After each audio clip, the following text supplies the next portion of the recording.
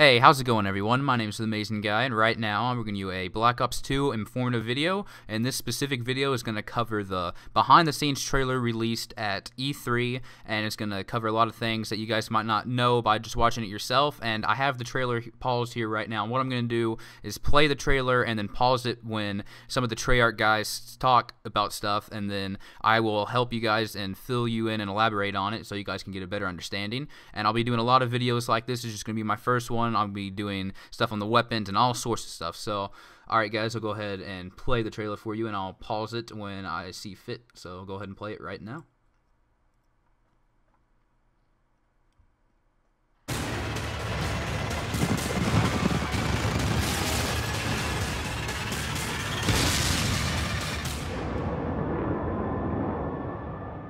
Coming off of Black Ops, we were really energized. The team had done its best work ever, but we knew we could do so much more. With Call of Duty Black Ops 2, the team is pushing the boundaries of Call of Duty on every front, providing players with a complete package that offers something for every kind of player. The single-player campaign, the multiplayer, and the zombies are our team's most ambitious developments to date.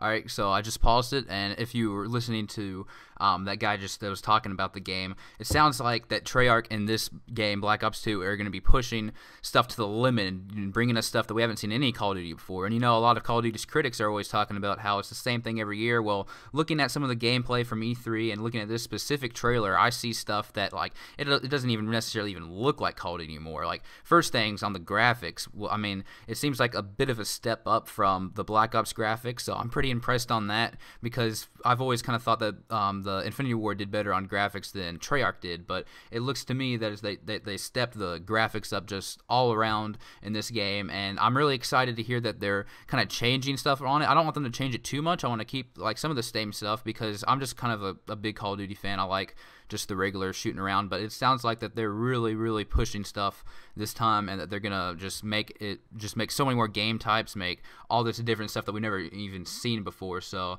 that's what you can basically get from that. I'm gonna go ahead and play the video again for you guys right now. So we decided to take it to 2025, to the near future.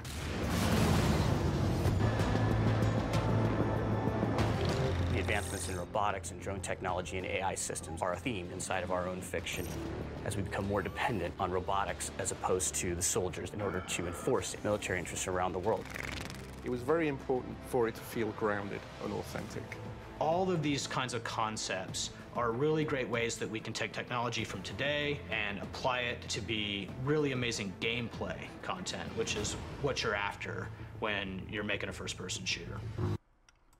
Alright guys, I just paused it again, and what you can hear those guys talking about, it just sounds like that they're really going to be integrating a lot of technology into this game, and that's something that it's going to be taking place in 2025, whereas some of the Modern Warfare games take place a little bit in the future, but they use kind of the same guns. They don't really focus on all this technology, and just like some of the stuff that they're showing on there, all these drones, all those quad rotors flying around, it just seems like they're really going to be focusing on the technology aspect of things. And I think that's going to be kind of cool. It's going to be one of those more of a high-tech game than any of the Call of Duties out there. I really think that they're pushing a lot of stuff out there. I mean, this game looks so much different than any Call of Duty I've ever seen. Like when you see the jets flying, even the HUD and everything, it just looks completely more futuristic than any game I've ever seen. It's going to be a big change from the Call of Duty franchise from a lot of them. But you know what? It does look pretty good. I've been waiting for some change. Modern Warfare 3 was just kind of like Modern Warfare 2. It's definitely a good game, but for me at least, I'm ready for a little bit of change on this. So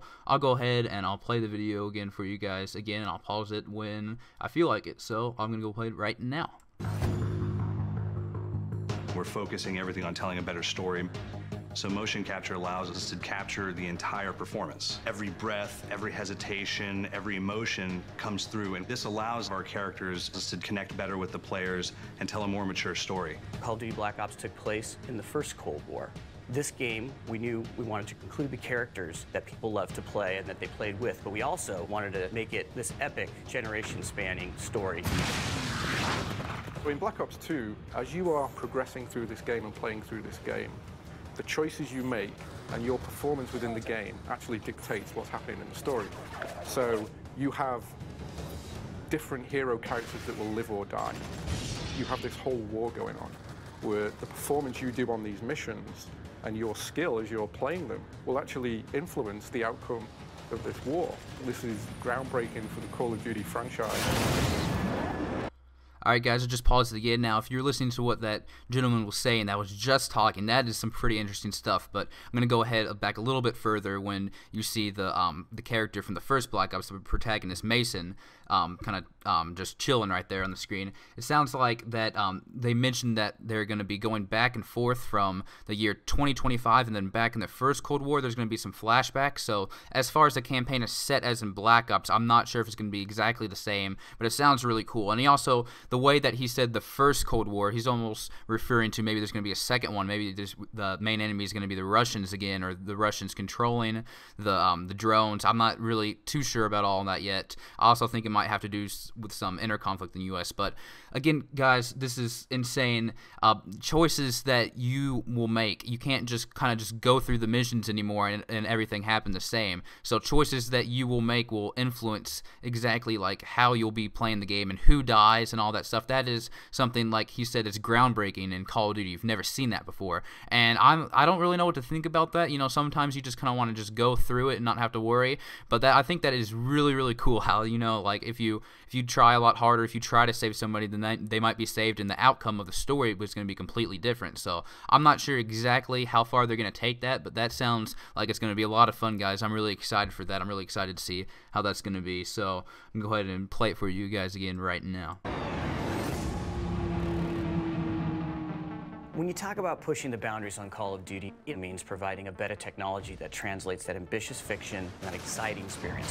On the technology side, we started with lighting. Lighting is really the most important thing that you can do for the visual quality of the game. It's that last layer of polish that you put on everything that really brings the entire environment together and makes it feel immersive for players. And that's why we've put a lot of energy into completely overhauling how we do lighting in this game.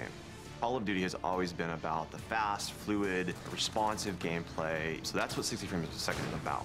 It lets players really have control over their character and feel powerful when they play in the game.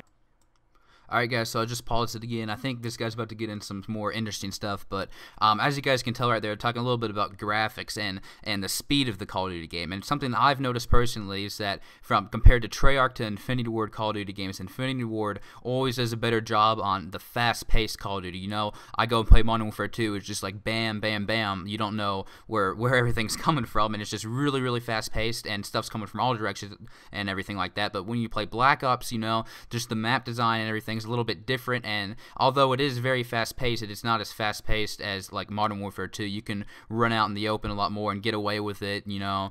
Just it's not as fast-paced as Modern Warfare 2. And from what they've shown in this video, it looks like Black Ops is going to be Black Ops 2, excuse me, is going to be a very fast-paced game. It's going to be different from Black Ops 2. It's going to be kind of more of a Modern Warfare 3 / Black Ops kind of combined in one, and a lot of that stuff that they're integrating into that, all that futuristic stuff also looks very cool. And of course it's going to be 60 frames per second like all of the other Call of Duties from probably Call of Duty 4, I don't even know. But yeah, so graphics looks a lot better. That's something exciting, so I'm going to go ahead and play it for you guys again right now.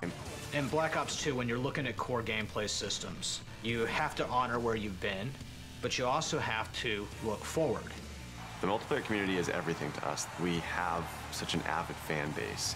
Creative Class is sweet. We've been expanding the content, and we've been playing with the categories. We've been moving these pieces around. You can choose what is the most important things to you and forget about the things that are not that important. This will open up doors for playstyles you have not seen. It is going to be fantastic. Alright guys, I'll just pause it again. Now that is really exciting for me. It's like they're going to be expanding the entire creative class where you can just completely change your decisions on more stuff than you ever could before. And like when they were showing on the computer when he was working with a gun and with a magazine clip, like I don't like you know, maybe we'll not be able to just only be limited to changing like the guns and the attachments anymore. You might be able to like change the actual like outfit or the camouflage that your character wears, and you might be able to do more than just like the face paint and the black and the face paint and some of like the ghillie suits and stuff in Black Ops. but Black Ops 1. But in this game, it sounds like they're going to be integrating a lot more creative class stuff, where maybe they'll have like tons more attachments. You might be able to just completely arrange guns. You might be able to make custom guns and stuff like that. Who knows what it's going to be, but it sounds really exciting that we're going to get a lot more control over stuff like that, and that different playstyles are going to be incorporated into it, and it's just going to be completely amazing. So I'm very excited about that. I'll go ahead and play the video again here. I think we're almost done, so I'm going to play it right now. You're trying to take into account all the various distinct personalities, play styles, attitudes, and making sure that there's something for every one of these players in our game in a way that doesn't conflict with each other and takes the whole game forward.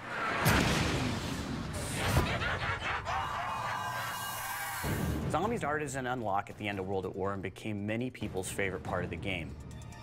The map is going to be bigger than any map we've ever done. It's about just making it more open for the player, more choices, things to do. It's going to be exciting.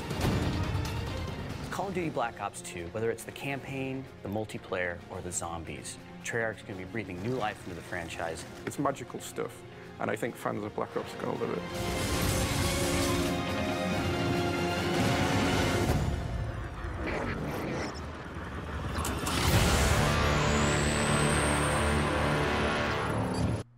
All right, guys, I paused it again, and that was that ending trailer. You know, that looks amazing. How they're talking about on that zombie map, how it's going to be bigger than ever, and you're going to be able to make more decisions than ever. That's insane. So it's not going to be just just about just like racking up kills and killing zombies. Maybe they're going to incorporate a lot more decisions on there, and just have a lot of, like, I mean, it's the biggest map they're ever going to make, so I'm really excited to see how they're going to take that. Treyarch always does a really good job with zombies. It's my personal favorite part about the game, and it's just, everything looks fantastic. I am a little bit concerned that they might be changing it too much, so the game will become unbalanced, but you know how good of a, I mean, Treyarch did a decent job in Black Ops balancing it. You know, they had a couple of overpowered weapons, like the FAMAS at first, and the AK-74U, but hopefully it's going to be a very fair and balanced game, and it looks like they're changing a lot, and I think it's going to be pretty amazing. And guys, thanks for watching this video. I know that there hasn't been too much information leaked about it yet, but as more information comes out, I will be making tons of more videos on guns, on perks, and